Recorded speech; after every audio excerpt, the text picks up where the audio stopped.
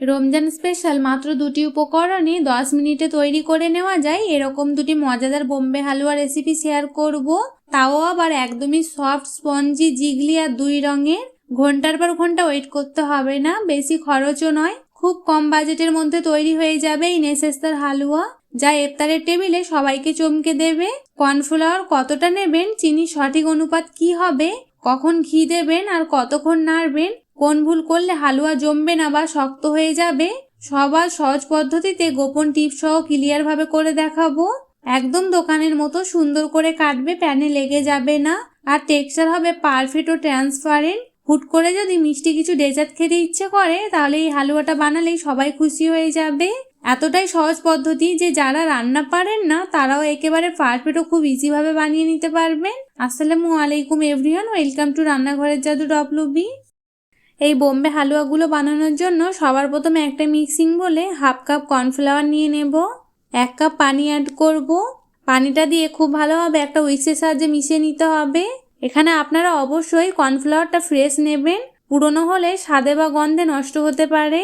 খুব ভালোভাবে গুলে নিতে হবে যেন কোনো অংশে লাম্পস না থেকে যায়। চাইলে আপনারা ছাঁকনি দিয়েও ছেঁকে নিতে পারেন এক্সট্রা স্মুথ টেক্সচারের জন্য। আমি এখানে সরাসরি গরম পানিতে দিলাম না, কারণ দলা বেঁধে যাবে। এটা অবশ্যই আগে থেকে ঠান্ডা পানিতে গুলে নিতে হবে। এটা পুরোপুরি গুলে নেওয়া হয়ে গেছে দেখুন। এবার পরের স্টেপে চলে যাচ্ছি। একটা কড়া বসিয়ে দিলাম, কড়াইয়ের মধ্যে 1 কাপ চিনি নিয়ে নেব। ওই সেম কাপের 1 কাপ পানি দিয়ে দেব। এবার গ্যাসের ফ্লেমটা অন করে চিনিটা খুব ভালোভাবে গলিয়ে নিতে হবে। দেখুন চিনিটা কিন্তু খুব ভালোভাবে গলে গেছে। এখানে চিনি আর পানির মাপটা একদম সঠিক রাখতে হবে, কম হলে ঠিক মতো জমবে না আর বেশি হলে শক্ত হয়ে যাবে এই বোম্বে হালুয়াগুলো। তাই পানিটা সবসময় রুম টেম্পারেচারে ব্যবহার করবেন। এই চিনির শিরাটা কিন্তু খুব বেশি একটা গাঢ় করা যাবে না আর খুব বেশি একটা পাতলা হবে না। এই চিনির শিরাটা যদি সঠিক হয় তাহলে হালুয়াগুলো কিন্তু একদমই পারফেক্ট হবে। খুব বেশি একটা তার তৈরি করা যাবে না আর চিটচিটও করবে না। 2-3 বারে খুব ভালোভাবে ফুটে উঠলে এবার আঁচটা লো টু মিডিয়ামে করে নিতে হবে। আর আগে থেকে যে কর্নফ্লাওয়ারটা আমি গুলে রেখেছিলাম, আমি এই চিনি শিরায় ঢালার আগে আবারও একটু গুলে নেব। আর অল্প অল্প করে এই চিনি শিরার মধ্যে দিতে হবে, একসঙ্গে পুরোটা দেওয়া যাবে না, অবশ্যই অল্প অল্প করে দিয়ে নেড়ে নিতে হবে। আমি 2-3 বার এভাবে অল্প অল্প করে দেব।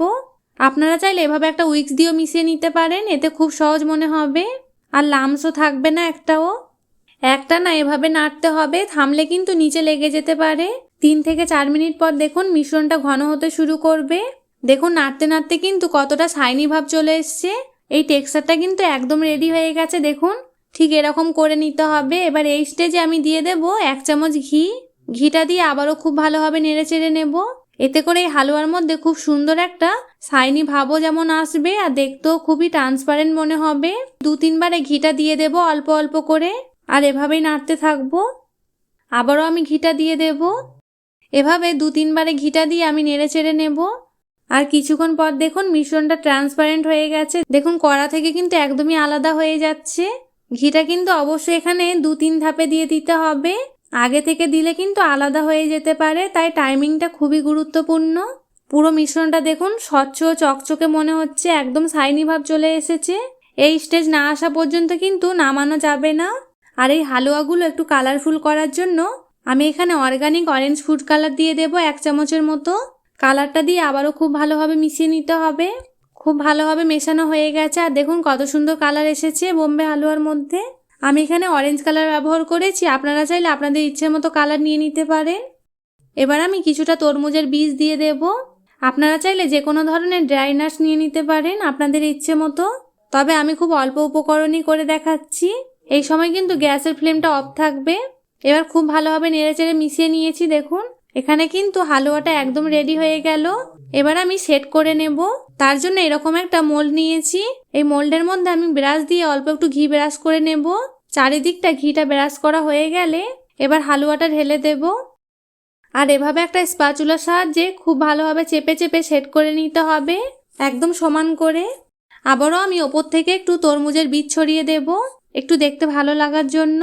আমি এভাবেই সেট হওয়ার জন্য কিছুক্ষণের জন্য রেখে দেব। ততক্ষণে আমি আরও একটা হালুয়া বানিয়ে দেখাচ্ছি। আমি এখানে 2টো আলাদা কালারের হালুয়া বানাচ্ছি, কিন্তু প্রসেস একই।